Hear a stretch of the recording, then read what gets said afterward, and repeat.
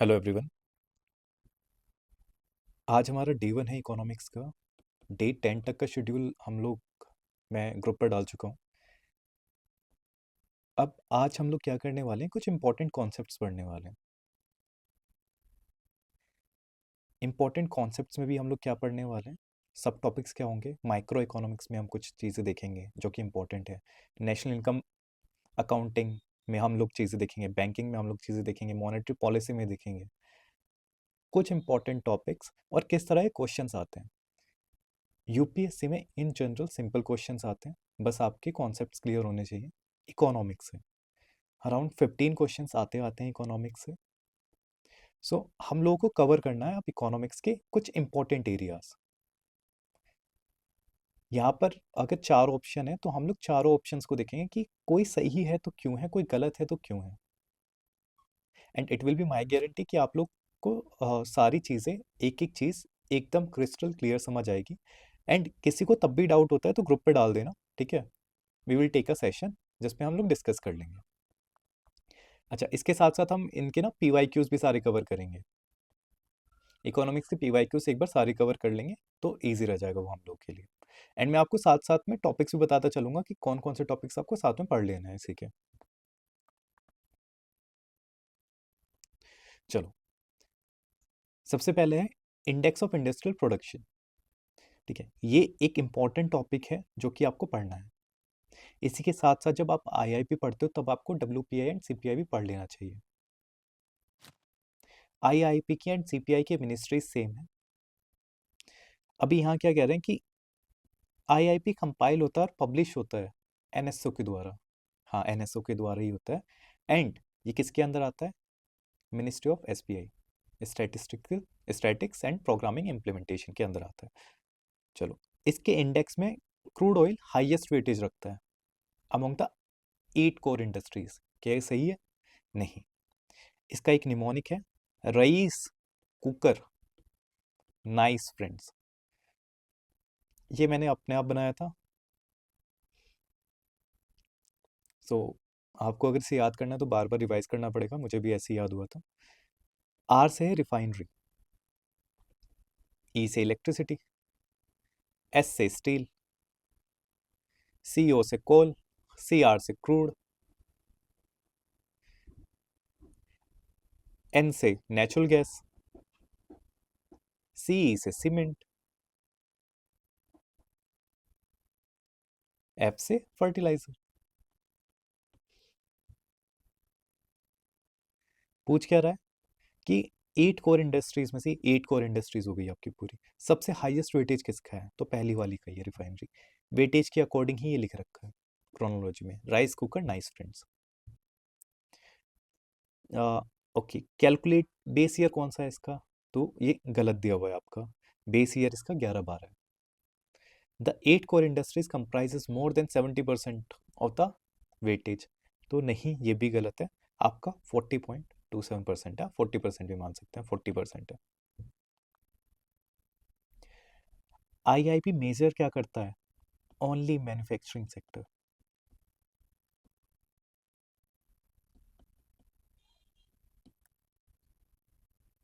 ठीक है, तो थोड़ा ये भी ध्यान में रखना।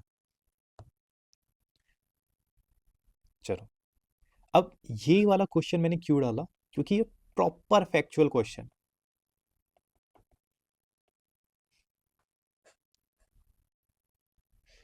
जहां भी प्रॉपर फैक्चुअल क्वेश्चंस आते हैं आपके, प्रॉपर फैक्चुअल क्वेश्चंस जहां भी आपको देखने को मिले, उसमें आप कुछ और तो कर नहीं सकते, आपको फैक्ट्स ही पता होने चाहिए। पहली चीज, याद ही होना चाहिए। अब दूसरी चीज, जहां आपको नॉलेज नहीं है वहां पर आप क्या कर सकते हो, जहां फैक्चुअल डाटा दिया हुआ है आप उनके ऊपर खेल सकते हो कि इन दोनों में से गलत होने की प्रोबेबिलिटी किसकी सबसे ज्यादा है। मे बी 4 की होती, कभी यूपीएससी इस तरह के ऑप्शन दे देती है, कभी 1 एंड 2 दे देती है। तो इस तरह के ऑप्शंस में तो बहुत मुश्किल हो जाता है कि आप सही मार्क करें। बट जहाँ पर इस तरह होते हैं कि 1 2 4 है, या 1 एंड 4 ही हो सकता है आंसर, 1 एंड 2 ही हो सकता है, तो वहाँ पर एलिमिनेशन के चांसेस बहुत ज़्यादा बढ़ जाते हैं। तो अगर दो फैक्चुअल डाटा है क्वेश्चन में, यूपीएससी के अकॉर्डिंग मोस्ट प्रोबेबली होता है कि एक तो पक्का गलत होता है, दूसरा है या नहीं है, बट एक तो पक्का गलत होगा। तो उसके अकॉर्डिंग भी आप पहले के 3 स्टेटमेंट्स पे ही पहुंच जाते हैं।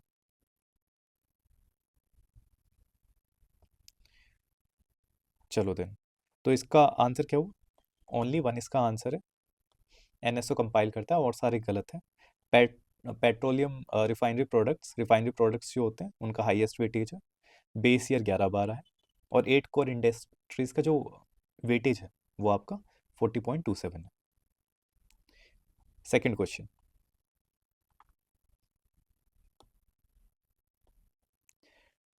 हायर इकोनॉमिक ग्रोथ रिक्वायर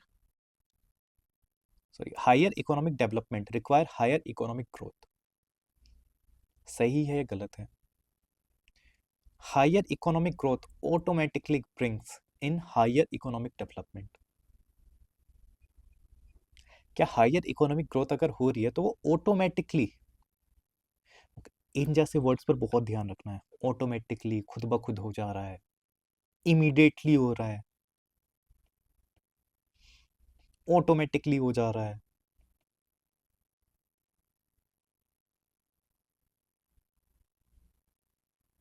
एकदम से अभी के अभी या खुद ब खुद हो जा रहे हैं, ठीक है। ये जो इस तरह के वर्ड्स होते हैं ना, ये जबरदस्ती डाले जाते हैं स्टेटमेंट में। क्यों? ताकि आपसे जो स्टेटमेंट है,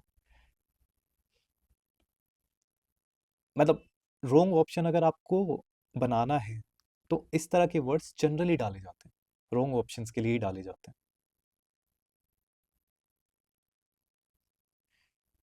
जिनकी वजह से स्टेटमेंट क्या हो जाता है, गलत हो जाता है आपका। ठीक है, बट ओके, अपनी नॉलेज से बताओ कि ये सच है या नहीं है। अभी तो क्योंकि नॉलेज वाला गेम चल रहा है, वो तो एग्जाम में है कि ठीक है कुछ नहीं समझ आ रहा है तो तुक्का मार दिया। किस तरह मारना है, थोड़ा लॉजिकल मारना है। Economic development involves quantitative as well as qualitative progress in an economy. Economic development क्या इन्वॉल्व करता है? क्वांटिटेटिव भी and qualitative progress in an economy. सही है गलत है? चलो अब आंसर देखते हैं। Higher economic development require higher economic growth, ये सही है। क्यों? इकोनॉमिक ग्रोथ का मतलब होता है जीडीपी बढ़ रहा है आपकी कंट्री का, सिंपल मतलब है कि आपकी कंट्री का अगर जीडीपी बढ़ रहा है मतलब आपकी इकोनॉमिक ग्रोथ हो रही है। और इकोनॉमिक डेवलपमेंट का क्या मतलब है? इकोनॉमिक डेवलपमेंट का मतलब है कि आपके लिविंग स्टैंडर्ड्स बढ़ने चाहिए, एजुकेशन का लेवल है जो आपकी कंट्री में वो बढ़ने चाहिए, एजुकेटेड यूथ्स बढ़ने चाहिए, हेल्थ केयर ये बढ़नी चाहिए, इंफ्रास्ट्रक्चर डेवलप हो रहा है आपके देश में, लॉजिस्टिक ईज आ रही है। तो ये क्या होता है, इकोनॉमिक डेवलपमेंट का कॉन्सेप्ट होता है। इंक्लूसिव ग्रोथ आ रही है, इनइक्वालिटी कम हो रही है, जितनी भी ये सारी पॉजिटिव चीज हैं, इसका मतलब होता है इकोनॉमिक डेवलपमेंट। तो ग्रोथ तो नेसेसरी है ही। अगर आपके पास पैसा ही नहीं होगा तो आप कैसे इंफ्रास्ट्रक्चर डेवलप कर लोगे, कैसे ही इनइक्वालिटी को कम कर दोगे, कैसे ही एजुकेशन के ऊपर काम करोगे अगर पैसा ही नहीं है तो किसी भी डेवलपमेंट के लिए ग्रोथ बहुत जरूरी होती है। जीडीपी तो बढ़नी ही चाहिए, as it provide resources for better infrastructure, social welfare, but not sufficient on its own. But ये sufficient नहीं है। जीडीपी बढ़ रही है, that doesn't mean कि आपकी इकोनॉमिक डेवलपमेंट भी हो रहा है। जैसे हमने कोरोना टाइम में देखा, इनइक्वालिटी सबसे ज्यादा बढ़ी है कोरोना टाइम में। क्यों बढ़ी है? 2018 2020 इनका यहाँ पर गिनी कोफिशिएंट आप देखोगे ना, बहुत हाई है। गिनी कोफिशिएंट के ऊपर भी क्वेश्चन है, ये इनइक्वालिटी को दर्शाता है। जीडीपी बढ़ रही है, हो सकता है क्यों बढ़ रही है, क्योंकि बिजनेसमैन जो हैं वो बहुत ज़्यादा प्रॉफिट कमा रहे हैं, बट वो डिस्ट्रीब्यूट नहीं हो रहा है और जनता तक का। देश में पैसा आ रहा है, बहुत आ रहा है, ठीक है, किसी ना किसी तरह से स्टॉक मार्केट वगैरह वगैरह, बट वो मुश्किल से, अगर इतनी बड़ी इंडिया है तो ये सिर्फ इस वाले पोर्शन में रह जा रहा है, 1% के पास ही। तो इंक्लूसिव डेवलपमेंट नहीं हो रहा। जो पैसा आ रहा है वो ना इंफ्रा में लग रहा है, ना ही आपकी इक्वेलिटी जनरेट कर पा रहा है, ना ही एजुकेशन में लगा रहे हो आप। तो इससे क्या हो रहा है, इंक्लूसिव ग्रोथ नहीं हो रही, डेवलपमेंट नहीं हो रहा है। आपके घर में पैसा है, ऐसा समझो आपके घर में पैसा है, बट आप उसे अपनी हेल्थ के ऊपर नहीं लगा रहे, अपनी एजुकेशन के ऊपर नहीं लगा रहे, बस रखा हुआ है अलग से।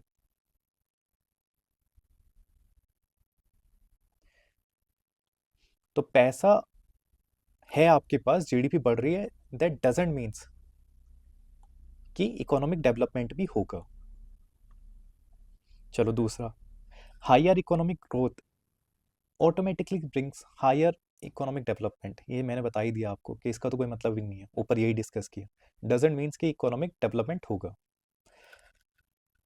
हायर इकोनॉमिक डेवलपमेंट चाहिए, हायर इकोनॉमिक डेवलपमेंट के लिए हायर इकोनॉमिक ग्रोथ चाहिए, बिल्कुल पैसा तो चाहिए ही चाहिए, जीडीपी बढ़नी चाहिए। क्या हायर इकोनॉमिक ग्रोथ हो रही है तो वो automatically automatically higher economic development कर देगा? नहीं, ऑटोमेटिकली नहीं होता। तीसरा statement, economic development involves quantitative as well as qualitative progress in an economy. Obviously economic development अगर हो रहा है तो इसका मतलब सिंपली क्या है कि क्वांटिटेटिव डेवलपमेंट तो हो ही रहा है, जीडीपी बढ़ ही रही है, क्योंकि जीडीपी तो रिक्वायर है ही है इकोनॉमिक डेवलपमेंट के लिए। जीडीपी नहीं बढ़ेगी तो इकोनॉमिक डेवलपमेंट नहीं हो रहा है आपका, पैसा ही नहीं है तो कहाँ से लगा दोगे चीज़ों को।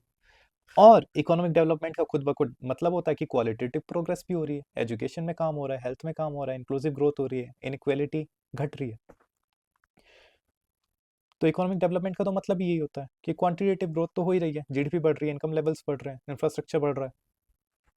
क्वालिटेटिव प्रोग्रेस का क्या मतलब होता है, एजुकेशन, लाइफ एक्सपेक्टेंसी और आपकी जेंडर इक्वालिटी भी बढ़ रही है।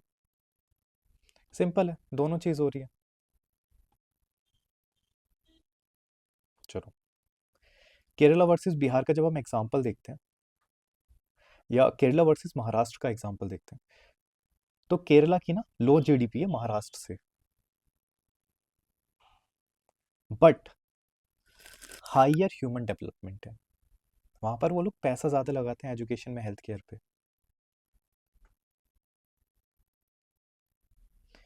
ठीक है, चलो नेक्स्ट देखते हैं, लॉरेंस कर्व और किन्नी कोफिशिएंट क्या होता है। कह रहे हैं कि Lawrence curve represent wealth distribution of the nation. अच्छा, ये फोरम आईएएस का क्वेश्चन है आई गेस। ठीक है, वहाँ पर उनके में क्या दिक्कत है कि अब 2021 का भी डाटा आ गया, तो उसके अकॉर्डिंग हमें इसका आंसर देना है। The Guinea coefficient of India has increased in the past decade. तो गिनी कोफिशिएंट होता क्या है, गिनी कोफिशिएंट अगर जीरो है तो वो दिखाता है इक्वालिटी, परफेक्ट इक्वालिटी है। गिनी कोफिशिएंट अगर इंक्रीज हो रहा है तो वो दिखाता है इनइक्वालिटी।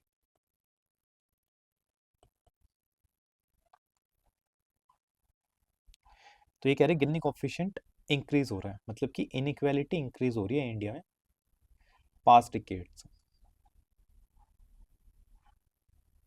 सच है या नहीं? The Guinea coefficient can be represented graphically through Lawrence curve. Yes, Lawrence curve के थ्रू ग्राफिकली से दिखाया जा सकता है। लॉरेंस कर्व क्या होता है एक बार देखना आप लोग जाकर। Lawrence curve show the actual distribution of income versus perfect equality कैसे आती है। ऐसा होता है, ये परफेक्ट इक्वालिटी का कर्व है, परफेक्ट इक्वालिटी, और ये इनइक्वालिटी है, इतनी इनइक्वालिटी है, गिनी कोफिशिएंट दिखाता है इस तरह का कर्व आपको देखने को मिलेगा लॉरेंस का। Okay, Lawrence curve represent the wealth distribution of a nation. Yes, Guinea coefficient of India has increased in the past decade. ये स्टेटमेंट अब गलत है। फोरम की जो टेस्ट सीरीज है उसमें ये सही दे रखा है, बट ये गलत है, क्योंकि 2021 का भी डाटा आ गया है। 2018 में क्या था, बढ़ गया था ये, 47.9% हमें देखने को मिला था, बट 2021 में क्या हो गया, 32.8% हो गया। आज भी हमें दिखती है कि इनइक्वालिटी बढ़ रही है, but according to government data या वर्ल्ड बैंक का डाटा या फिर ministry of statics and programme implementation का डाटा क्या कह रहा है कि गिनी कोफिशिएंट कम हुआ है तो मतलब इनइक्वालिटी कम हुई है देश में, इक्वालिटी बढ़ रही है, ऐसा वर्ल्ड बैंक का आपका डाटा कह रहा है। मैंने सिर्फ इसी पे रिलाई नहीं किया, मैंने फिर देखा आपका एम मॉस्पी का डाटा, इसमें भी यही कह रहा है कि रूरल भी और अर्बन भी इनइक्वालिटी घट रही है। इसका क्या मतलब है? इसका मतलब है, और ये मॉस्पी का है एक्सपेंडिचर के ऊपर, कंजप्शन एक्सपेंडिचर के ऊपर डाटा, कि कंजप्शन एक्सपेंडिचर इन इनइक्वालिटी घट रही है पास्ट डिकेड में in both rural and urban areas. जिसकी वजह से हमें क्या देखने को मिलेगा? अगर इनइक्वालिटी घटेगी तो इक्वालिटी बढ़ रही है, मतलब तो हर कोई चाहे अमीर हो गरीब हो वो बेसिक नेसेसिटीज अपनी पूरी कर पाएगा। फूड, हेल्थ केयर, एजुकेशन, इन सब में जो गरीब थे अब उन्हें भी इक्वल अपॉर्चुनिटीज मिल रही है, फूड मिल पा रहा है, हेल्थ केयर मिल पा रही है बेटर, एजुकेशन बेटर मिल पा रही है, तो इक्वालिटी की तरफ जा रहे हैं हम लोग। क्यों? क्योंकि गिनी कोफिशिएंट क्या है? कम हो रहा है। ये रिप्रेजेंट करता है। लॉरेंस कर आपका वेल्थ डिस्ट्रीब्यूशन ही दिखाता है कि कितने लोगों के पास कितनी वेल्थ है।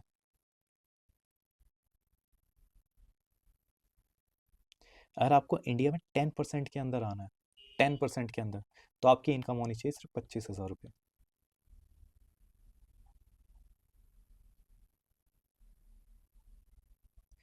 और सब इसके नीचे जी रहे हैं।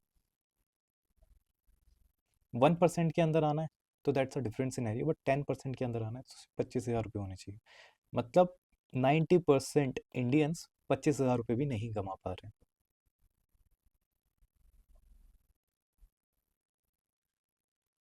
यही चीज़ लॉरेंस कर्व भी दिखाता है। गिनी कोफिशिएंट को आप रिप्रेजेंट कर सकते हैं ग्राफिकली लॉरेंस कर्व के थ्रू, यस कर सकते हैं। Higher Gini coefficient, more income inequality. Next, economic planning की बात हो रही है। In relation to economic planning in India, what are the objectives of economic planning in India? Objectives क्या है इकोनॉमिक प्लानिंग के इंडिया में? इकोनॉमिक ग्रोथ है या नहीं है, पॉवर्टी एलिवेशन है या नहीं है, सेल्फ सफिशिएंसी है या नहीं है, कंट्रोलिंग इकोनॉमिक इनइक्वालिटी है या नहीं है, प्रिवेंट इंसर्जेंसी, थोड़ा अजीब सा लग रहा है, एम्प्लॉयमेंट जनरेशन, क्या ये सब ऑब्जेक्टिव्स है इकोनॉमिक प्लानिंग के? अब अगर आपने नहीं पढ़े हो, 5 ईयर प्लान्स भी नहीं पढ़े हो, तब भी आप बता सकते हो शायद ये होगा होगा होगा, शायद वाली चीज़ अलग है, बट अभी क्योंकि हम लोग एक्सप्लेन कर रहे हैं तो देख लेते हैं। Economic growth, yes economic growth है प्राइमरी गोल किसका, ऑब्जेक्टिव है इकोनॉमिक प्लानिंग का। हम लोगों ने इसे देखा ही है 5 ईयर प्लान में। फर्स्ट 5 ईयर प्लान में हमने देखा है कि एग्रो बेस्ड इकोनॉमिक ग्रोथ की हम बात करते हैं कि एग्रीकल्चर को बढ़ाओ इकोनॉमिक ग्रोथ होगी। सेकेंड 5 ईयर प्लान में हम कहते हैं कि रैपिड इंडस्ट्रियलाइजेशन लाओ तो इकोनॉमिक एक्सपेंशन होगा। तो इकोनॉमिक ग्रोथ की तो हम बात करते हैं अपना इकोनॉमिक प्लानिंग में। क्या पॉवर्टी एलिवेशन की बात करते हैं। फिफ्थ 5 ईयर प्लान में हमने बात की गरीबी हटाओ की। स्कीम्स लेकर आए हैं हम मनरेगा, पीएम गरीब Kalyan Yojana for poverty reduction. Self sufficiency, yes self sufficiency की भी हम बात करते हैं, ये प्राइमरी गोल होता है। ग्रीन रेवोल्यूशन क्यों लाए थे हम? कि हम लोग सेल्फ सफिशिएंट हो सके। Aimed for self sufficiency, food self sufficiency. आत्मनिर्भर भारत 2020 में लाया, focus on economic self sufficiency. तो यस सेल्फ सफिशिएंसी भी एक की रोल होता है इकोनॉमिक प्लानिंग में। कंट्रोल कर रहे हैं हम इकोनॉमिक इनइक्वालिटी को, कंट्रोलिंग इकोनॉमिक इनइक्वालिटी, क्या ये भी एक की रोल है? Yes, reducing income and wealth disparities was a key socialist objective of planning. Progressive taxation इसीलिए लगाया जाता है, लैंड रिफॉर्म्स इसीलिए लाया गया है, रिडिस्ट्रीब्यूशन पॉलिसीज इसीलिए इंट्रोड्यूस की गई। पीएसयूज का जो एक्सपेंशन था वो भी इसीलिए किया जा रहा था क्योंकि वो रिड्यूस करता है मोनोपोलीज को।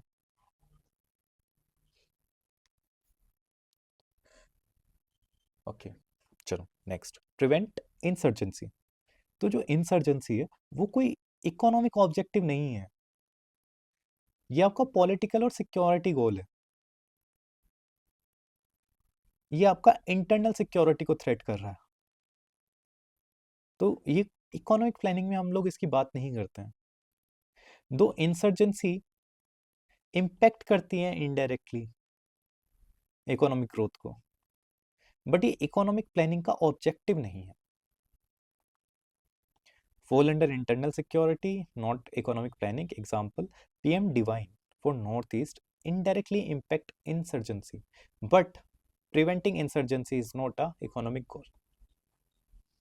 तो इसलिए नहीं है इंसर्जेंसी इकोनॉमिक गोल नहीं है, क्योंकि पहली बात तो वो इंटरनल सिक्योरिटी को थ्रेट कर रहा है, इंटरनल सिक्योरिटी के अंतर्गत ही आता है, इकोनॉमिक प्लानिंग के अंतर्गत नहीं आता। ये एक पॉलिटिकल और सिक्योरिटी गोल है rather than economic goal. Employment generation, yes, providing jobs has been a core focus of planning.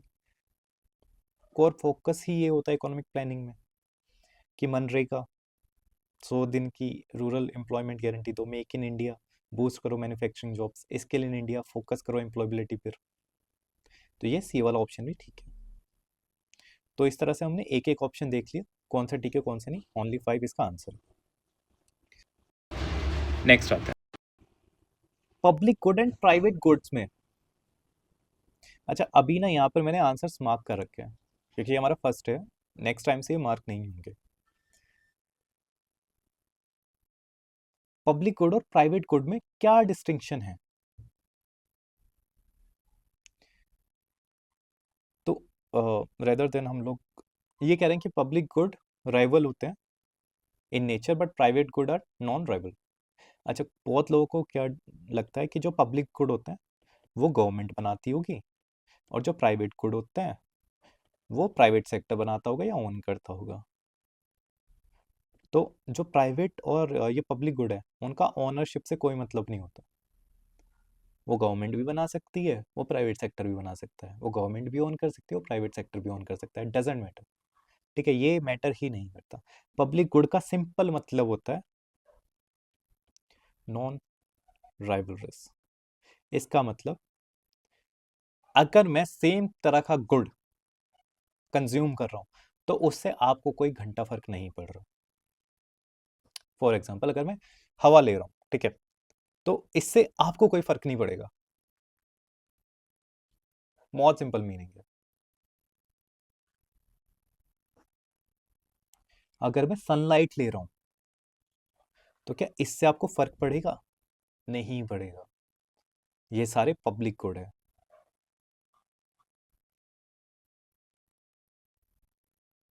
कोई भी ले सकता है, ये मैंने एक ब्रॉड एग्जांपल आपको दिया है। अभी देखते हैं हम यूटिलिटी के बेस्ड पर एग्जांपल्स। पब्लिक गुड होता है नॉन राइवलरस, जैसे कि स्ट्रीट लाइट।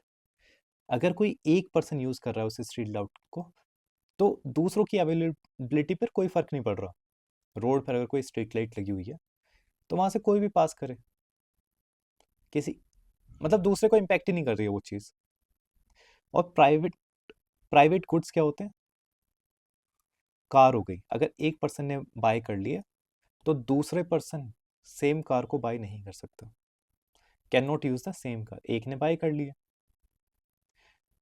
दूसरे को अगर दूसरे को भी उसी तरह की कार चाहिए होगी ना तो उसे वेट करना पड़ेगा। मतलब किसी एक के कंजम्पशन से दूसरे को कुछ ना कुछ नुकसान हो रहा है, दूसरे को वेट करना पड़ रहा है, या पैसों का नुकसान हो रहा है, हम नीचे देखेंगे कैसे हो रहा है। इसमें बहुत अच्छे ऑप्शंस बनाए हुए हैं। तो पब्लिक गुड वो होते हैं जो कि नॉन राइवलरस होते हैं नेचर में एंड नॉन एक्सक्लूडेबल। जैसे कि डिफेंस एक पब्लिक गुड है, हर किसी के लिए सेम है, किसी को एक्सक्लूड नहीं किया गया है इससे, हर किसी को सेम प्रोटेक्शन मिल रही है।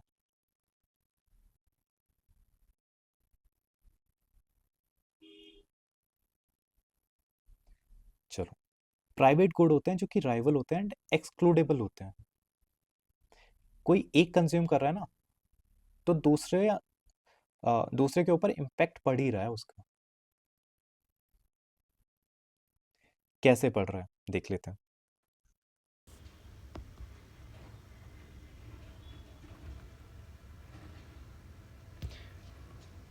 रेल टिकट, किसी एक इंसान ने रेल टिकट खरीद ली, ठीक है, अब वो लास्ट टिकट बची थी मान लो, किसी ने खरीद ली, दूसरे को भी खरीदनी थी तो ये तो नहीं खरीद पाएगा ना, तो ये राइवल है। राइवलरस है, एक ने खरीद लिया दूसरा नहीं खरीद पाएगा, दूसरा क्या हो गया, एक्सक्लूड हो गया, एक्सक्लूडेबल। तो यही एग्जांपल ही प्राइवेट गुड हो गया मतलब। तो पहला कह रहे हैं कि पब्लिक गुड राइवल होते हैं नेचर में, नहीं, पब्लिक गुड होते हैं non rival in nature, private good होते हैं rival in nature. Purchasing power of a person determine whether he or she can avail the private goods, whereas it is not so in public good. सही बात है। Private good, एक laptop अगर आपको खरीदना है, if you can afford it you can buy it, सही है, प्राइवेट गुड है। तो अगर आपको खरीदना है आपके पास पैसा ही होना चाहिए। परचेसिंग पावर इम्पैक्ट कर रही है प्राइवेट गुड के लिए, हाँ पैसा है खरीद लो। बट पब्लिक गुड, जैसे एक पब्लिक पार्क है, तो उसमें वहाँ पर इनकम आपकी मैटर नहीं करती ना, रिगार्डलेस ऑफ इनकम कोई भी वहाँ पर एक्सेस कर सकता है। क्यों? क्योंकि पब्लिक पार्क क्या है, नॉन राइवलरस, नॉन एक्सक्लूडेबल, कोई भी एक्सेस करो। पब्लिक बाथिंग प्लेसेस, कोई भी एक्सेस करो।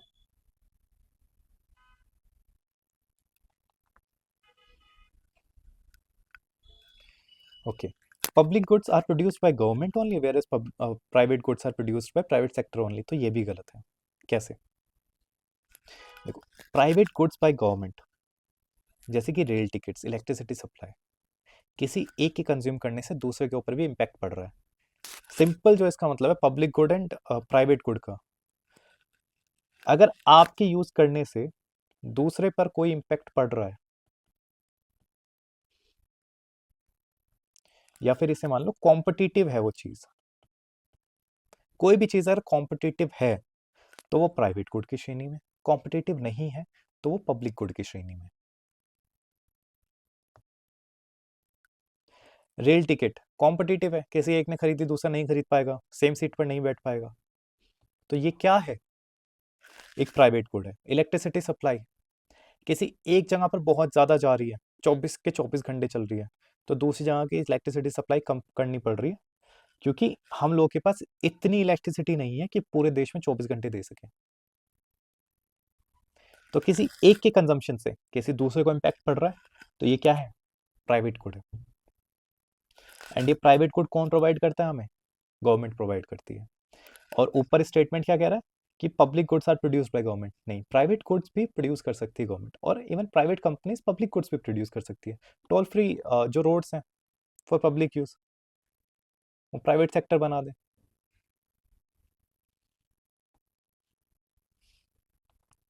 चलो, unlike public goods, the user of private good can voluntarily refuse to pay for the goods and service enjoyed. Okay, तो ये कह रहे हैं कि जो पब्लिक गुड्स हैं उसके लिए तो इंसान वॉलंटरीली रिफ्यूज कर सकता है to pay for goods and services, क्या प्राइवेट गुड्स के लिए भी वॉलंटरीली रिफ्यूज कर सकता है? तो ये इनकरेक्ट है। मतलब इस प्रॉब्लम को फ्री राइडर प्रॉब्लम कहते हैं पब्लिक गुड्स में। Public goods non excludable, people can enjoy without paying, आप कुछ पे नहीं कर रहे हो, एंजॉय कर रहे हो।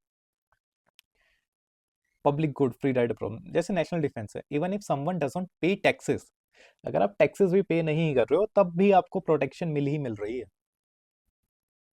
तो आप कुछ भी पे नहीं कर रहे हो, it's called free rider problem.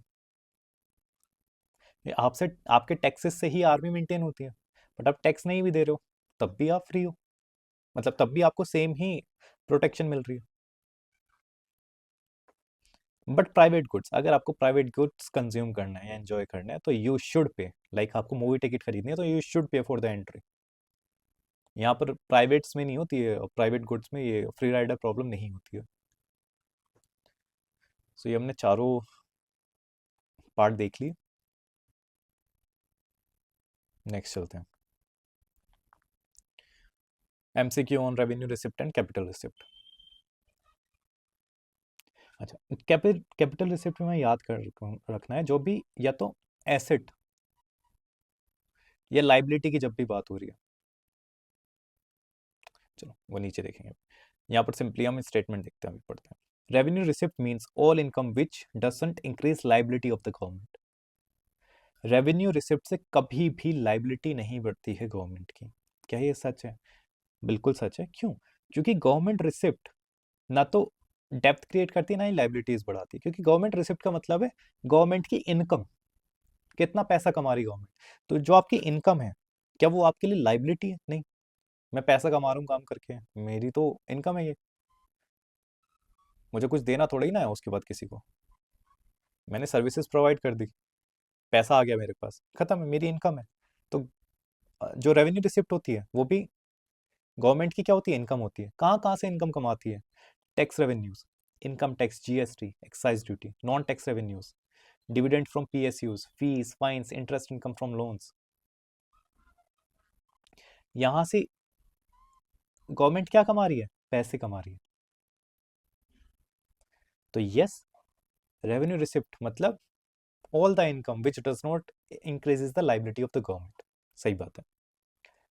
Capital receipt क्या होती है? Include all revenue and non revenue receipt of the government.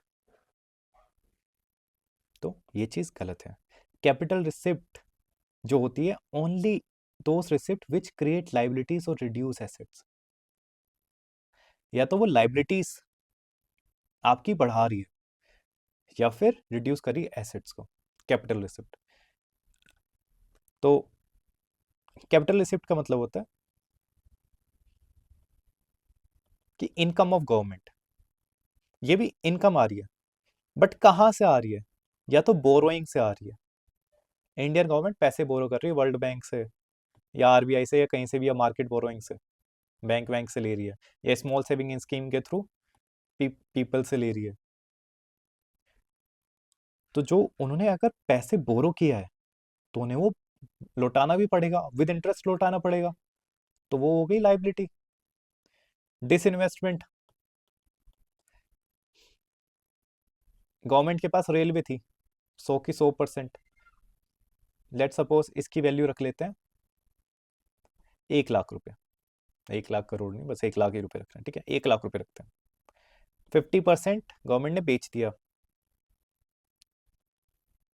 तो अब क्या बचा? गवर्नमेंट के पास 50,000 रुपये आ गया।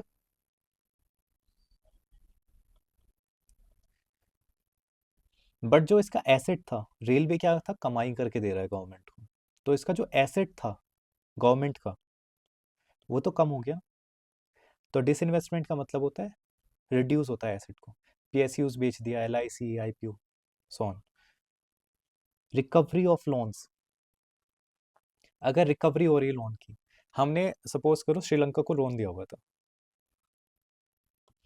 मान लेते हैं 5 लाख का लोन दिया था श्रीलंका को। तो अब श्रीलंका इस पे क्या कर रही थी? 5 लाख के लोन पर इंडिया को इंटरेस्ट प्रोवाइड कर रही थी। मान लेते हैं 5,000 रुपये हर महीने आ रहे थे इंटरेस्ट के इंडिया के पास। तो ये जो लोन है, बैंक जैसे बैंक हमें लोन देता है ना, तो बैंक के लिए लोन एसेट होता है, उसी तरह गवर्नमेंट ऑफ इंडिया के लिए भी लोन एसेट होता है। तो अगर पूरा पूरा लोन वापस कर दिया तो हमारे पास तो सारे पैसे आ गए, हमें इंटरेस्ट नहीं, अब हमें इंटरेस्ट नहीं मिलेगा उस पैसे के ऊपर। तो अभी भी क्या हो रहा है? रिड्यूस हो रहा है एसेट का। तो इन 3 तरीके से क्या बनती है? गवर्नमेंट कैपिटल रिसिप्ट बनती है, जो कि या तो आपकी लाइबिलिटीज क्रिएट कर रही है या फिर रिड्यूस कर रही है एसेट्स को। लाइबिलिटीज इंक्रीज हो रही है या फिर एसेट डिक्रीज हो रहे हैं, उसे कैपिटल रिसिप्ट कहते हैं। जो सिंपली इनकम आ रही है आपकी, उसे रेवेन्यू रिसिप्ट कहते हैं। तो दूसरा गलत है, पहला सही है, पहला आंसर है। रेवेन्यू एक्सपेंडिचर में आप क्या क्या रखोगे? यहाँ पर आंसर नहीं दिया, आप एक बार ट्राई कर सकते हो रोक कर। Expenditure on social services, grant given by government to foreign countries, loan repayment by the government, loan dispersal by the government, subsidies given by the government।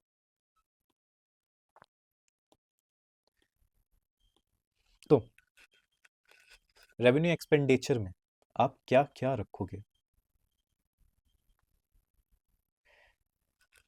Expenditure on social services, yes रखते हैं, अभी देखें क्यों रख रहे हैं। Grant given by the government to foreign countries, क्या ये भी रेवेन्यू एक्सपेंडिचर है? यस। लोन रिपेमेंट, अगर लोन ही पूरा दे दिया तो ये नहीं, रेवेन्यू एक्सपेंडिचर नहीं है। Loan dispersal bye the government, ये भी नहीं है। Subsidies given by the government, ये है। कैसे कैसे देख लेते हैं इन पर। एक्सपेंडिचर कर रही है अगर गवर्नमेंट सोशल सर्विसेज पर, this include government spending on education, health care and welfare programmes. जब तक का कोई भी एसेट क्रिएट नहीं होगा या फिर लाइबिलिटीज रिड्यूस नहीं होगी, तब तक हम उसे कैपिटल एक्सपेंडिचर में कैलकुलेट नहीं करते हैं।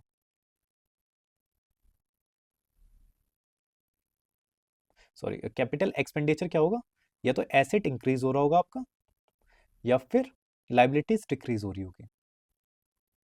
मतलब कैपिटल एक्सपेंडिचर में सिंपली आप या तो कुछ चीज़ खरीद रहे हो, इंफ्रास्ट्रक्चर बना रहे हो, या फिर कोई वीपन खरीद लिया, या फिर लोन का रीपेमेंट कर दिया, उसे ही हम मानते हैं कैपिटल एक्सपेंडिचर। रेवेन्यू एक्सपेंडिचर क्या होते हैं, और सारी चीज़ें जितनी भी है आपकी, जैसे कि मेंटेनेंस कर रहे हो आप एसेट्स का, मेंटेनेंस में जो पैसे जा रहे हैं हाईवे का, बिल्डिंग का, रोड्स का, अगर इन्हें बना दिया, हाईवे बिल्डिंग और रोड्स बना रहे हो आप, तो कैपिटल एक्सपेंडिचर, बट सिर्फ अगर इन्हें मेंटेन कर रहे हो तो रेवेन्यू एक्सपेंडिचर। इंटरेस्ट पेमेंट जो आपने लोन ले रखा है उसकी, वो भी किस में आता है, इसी में आता है, रेवेन्यू एक्सपेंडिचर में आता है। फिर कौन कौन सा आता है, अगर आपने सब्सिडी ली हुई है, मतलब आप सब्सिडी दे रहे हो, तो वो भी किस में आता है, रेवेन्यू एक्सपेंडिचर में आता है। ग्रांट दे रहे हो तो वो भी रेवेन्यू एक्सपेंडिचर में आता है। कैसे आ रहा है अभी हम नीचे देख रहे हैं, ठीक है। एक्सपेंडिचर ऑन सोशल सर्विसेज, ठीक है, एजुकेशन, हेल्थ और वेलफेयर प्रोग्राम में आपने लगा दिया, इससे कोई आप एसेट तो क्रिएट नहीं कर रहे हो, ना ही रिड्यूस कर रहे हो लाइबिलिटीज को, तो ये रेवेन्यू एक्सपेंडिचर में आता है। Grant given by the government to foreign countries, grant whether given domestically or foreign or to the foreign countries are revenue expenditure, क्योंकि ये वन टाइम एक्सपेंसेस होते हैं जिसका हम लोग do not create long term asset for the government. अगर आपने किसी को ग्रांट दे दिया तो दे दिया एक बार, बस खत्म हो गया। एग्जाम्पल क्या है कि इंडिया ने फाइनेंशियल ग्रांट दिया है नेबर कंट्रीज को, लाइक भूटान एंड नेपाल, दे दिया। अब उसके बदले हम कुछ मांग नहीं रहे हैं उनसे, हमें कुछ नहीं चाहिए उसके बदले, ग्रांट है, दे दिया, ठीक है, मदद कर दी। Loan repayment by the government, अगर आप लोन रिपेमेंट कर रहे हो तो आपकी लाइबिलिटीज क्या हो जा रही है, कम हो जा रही है, दे दिया लोन पूरा का पूरा ही, तो एक कैपिटल एक्सपेंडिचर में आता है। Loan dispersal bye the government, अगर हम लोन दे रहे हैं, गवर्नमेंट लोन दे रही है, चाहे वो स्टेट को दे, ठीक है, चाहे वो फॉरेन में दे, किसी को लोन दे रही है, तो जनरली गवर्नमेंट लोन क्यों देती है, कि जो वो लोन दिया है वो किस में स्पेंड होगा हमारा।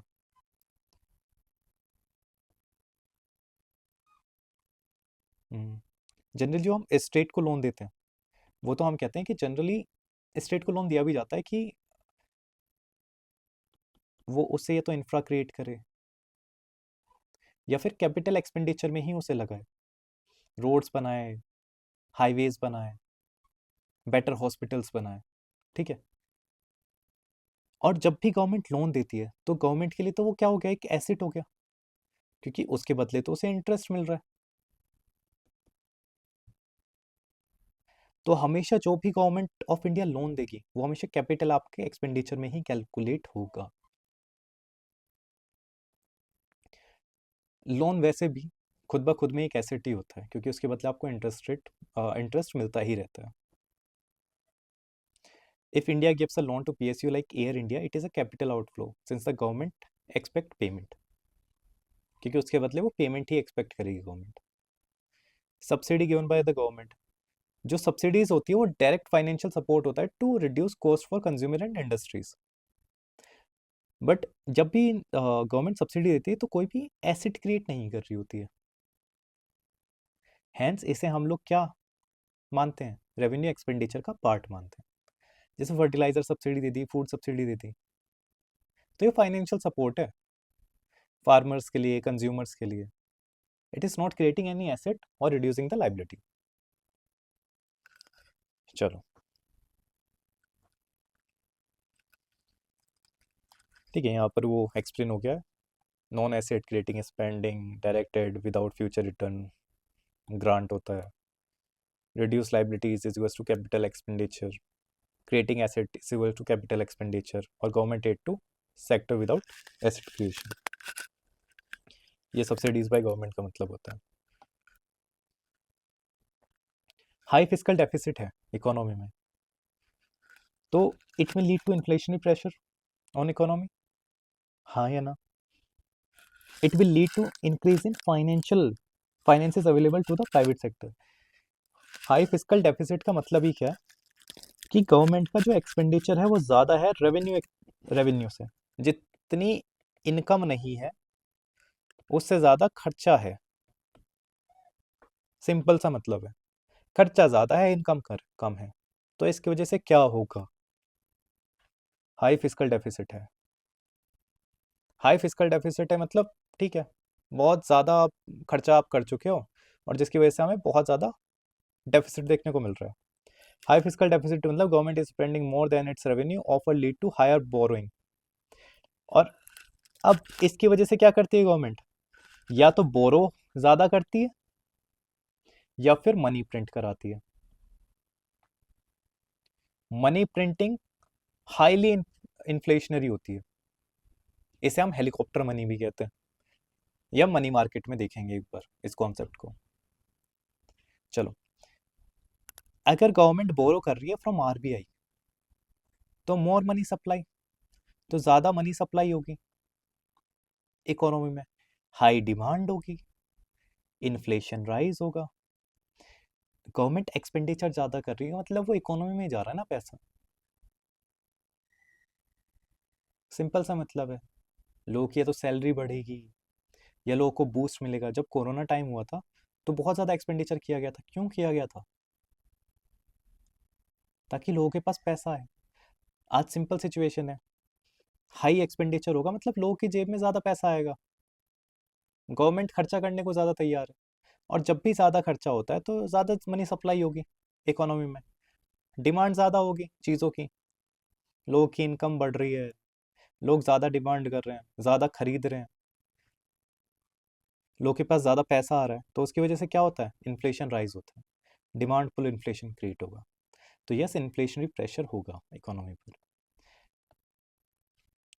क्या it will lead to increase in finance available with private sector? बिल्कुल भी नहीं. गवर्नमेंट जब भी एक्सपेंडिचर ज़्यादा कर रही है, क्योंकि गवर्नमेंट के पास तो खुद पैसा नहीं है, तभी ज़्यादा हुआ है, इनकम से ज़्यादा खर्च कर रही है. तो इनकम से ज़्यादा खर्च करने के लिए वो पैसा कहाँ से उठाती है? ये तो गवर्नमेंट सिक्योरिटीज़ रख देती है बैंक्स के पास और बैंक से पैसा उठाती है. सिंपल है. या फिर पब्लिक से पैसा उठाएगी, कोई भी स्मॉल सेविंग स्कीम लॉन्च करेगी और उसमें कहेगी गवर्नमेंट लोगों से कि इसमें इन्वेस्ट करो, हम 10% का इंटरेस्ट रेट दे रहे हैं. तो फॉर द टाइम बीइंग पैसा उठ गया मार्केट से पब्लिक के हाथों से, वो ऊपर चला गया. और इसी की वजह से हम एक और इफेक्ट का नाम सुनते हैं, क्राउडिंग आउट इफेक्ट, जिसमें प्राइवेट सेक्टर के पास बोरो करने के लिए पैसा ही नहीं बचता, क्योंकि सारा पैसा कौन बोरो कर लेती है? गवर्नमेंट बोरो कर लेती है. तो फाइनेंसेस अवेलेबल नहीं रहते हैं प्राइवेट सेक्टर के पास, क्योंकि पैसा तो सारा किसने बोरो कर लिया? गवर्नमेंट ने बोरो कर लिया. प्राइवेट सेक्टर एक्सपेंड ही नहीं कर पाता है क्योंकि पैसा ही नहीं इकोनॉमी में, ना बैंकों के पास है ना पब्लिक के पास है, कहाँ से उठाए पैसा? This is known as crowding out effect. ये नीचे एग्जाम्पल दिए हुए हैं, एक बार पढ़ लेना इन्हें. It will lead to decrease in market interest rate. Market interest rate कम हो जाएंगे. जब गवर्नमेंट ज़्यादा बोरो कर रही है मार्केट से, मार्केट में पैसा ही नहीं है देने के लिए, किसी को लोन देने के लिए, बैंक के पास पैसा नहीं है, तो इंटरेस्ट रेट तो हाई होंगे ना भाई. पैसा ही नहीं है. जब 10 लोग 1 करोड़ का लोन मांगने आ रहे हैं, पहले जब पैसा था बैंक के पास, सपोज करो 10 करोड़ थे, तो दे देती बैंक, चलो 5-5% के इंटरेस्ट पर. अब बैंक के पास बचे ही 2 करोड़ रुपए और 10 लोग आ रहे हैं, तो बैंक भी लाइक यार पैसा ही नहीं है 10 लोगों के लिए, जो हाई इंटरेस्ट रेट देगा उसे दे देंगे. तो अब हो गया इंटरेस्ट रेट 8%. तो जब भी हाई फिजिकल डेफिसिट होता है तो आपको इंटरेस्ट रेट बढ़े हुए मिलते हैं, क्योंकि गवर्नमेंट बोरो कर चुकी होती है, पहले से पैसा ही नहीं है. क्राउडिंग आउट इफेक्ट देखने को मिलता है आपको. It may lead to appreciation of domestic currency. क्या एप्रिसिएशन होगा डोमेस्टिक करेंसी का? हाई फिजिकल डेफिसिट है।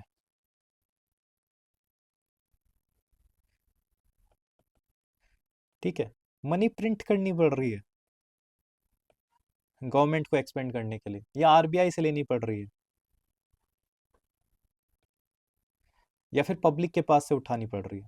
बस अगर मनी प्रिंटिंग आप देखो ना, तो जब भी आप ज्यादा पैसा खर्च करो जितना आप कमा नहीं पा रहे हो, तो आपको नया पैसा लाना पड़ रहा है कहीं ना कहीं मार्केट से। और जब भी नया पैसा आता है, तो हमेशा क्या होती है, आपकी जो करेंसी है उसकी वैल्यू कम होती है, डेप्रिशिएट होती है, rather देन एप्रिशिएट। ओके।